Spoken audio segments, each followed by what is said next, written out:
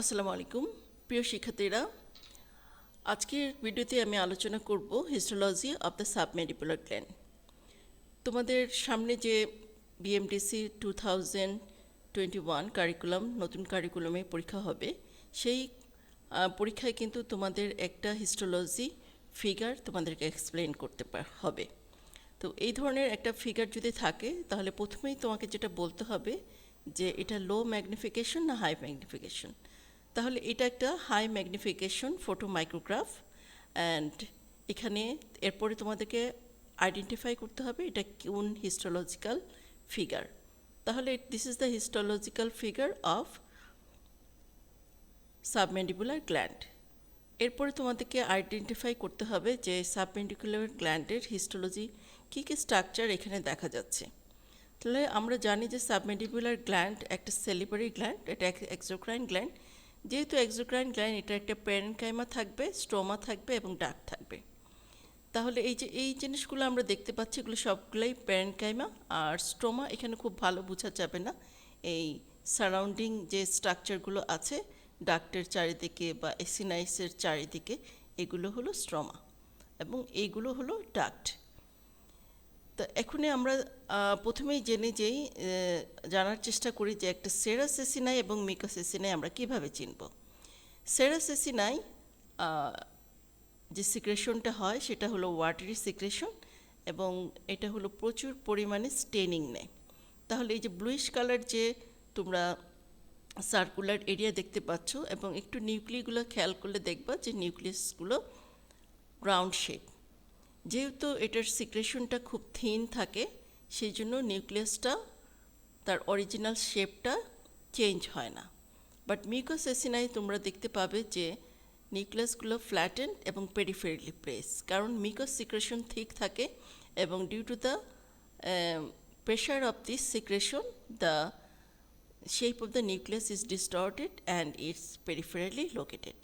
তাহলে একটা mucus acini এবং সেরাস এসিনাই আমরা চিনতে হলে প্রথমেই দেখব যে স্টেইনিংয়ের একটা পার্থক্য দেখতে পাচ্ছি। হিউজ স্টেইনিং নিচ্ছে সেরাস এসিনাই, নিউক্লিয়াসটা গোল এবং পেরিফেরালি না, মোটামুটি এক্সেন্ট্রিক ইন পজিশনে থাকে।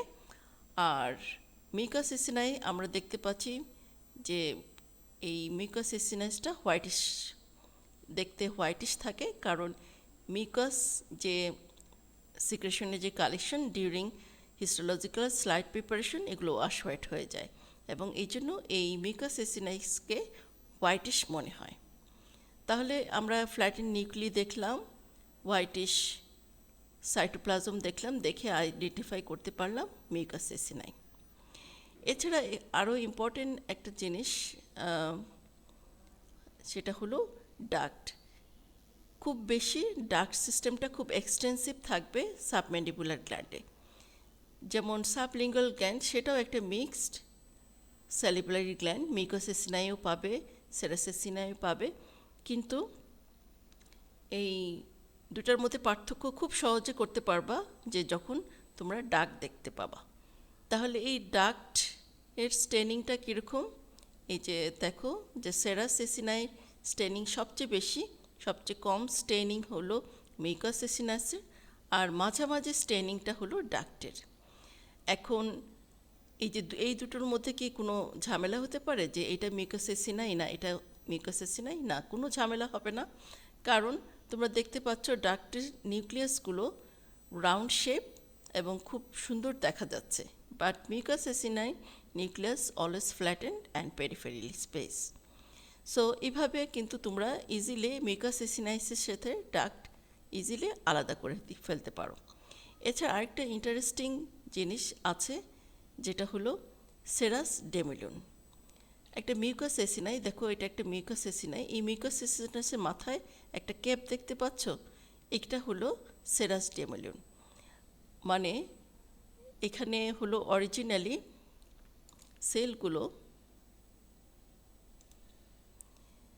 এসিনাসগুলোর মধ্যে একটা সেরাস সেল থাকে, একটা মিউকাস সেল থাকে, একটা সেরাস সেল থাকে, একটা মিউকাস সেল থাকে।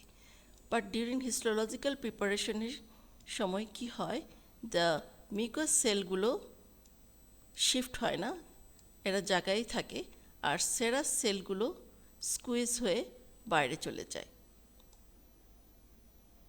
বাইরে গিয়ে একটা ক্যাপের মতো স্ট্রাকচার তৈরি করে সেটাকে আমরা বলা হবে সেরাস ডেমোলিউন। এই যে দেখো সেরাস ডেমোলিউন। তাহলে কী কী ইম্পর্টেন্ট ক্রাইটেরিয়া আমরা দেখতে পেলাম?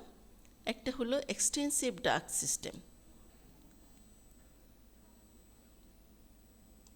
Extensive duct system, serous acini, mucous acini, mucous acini with serous demolion is present.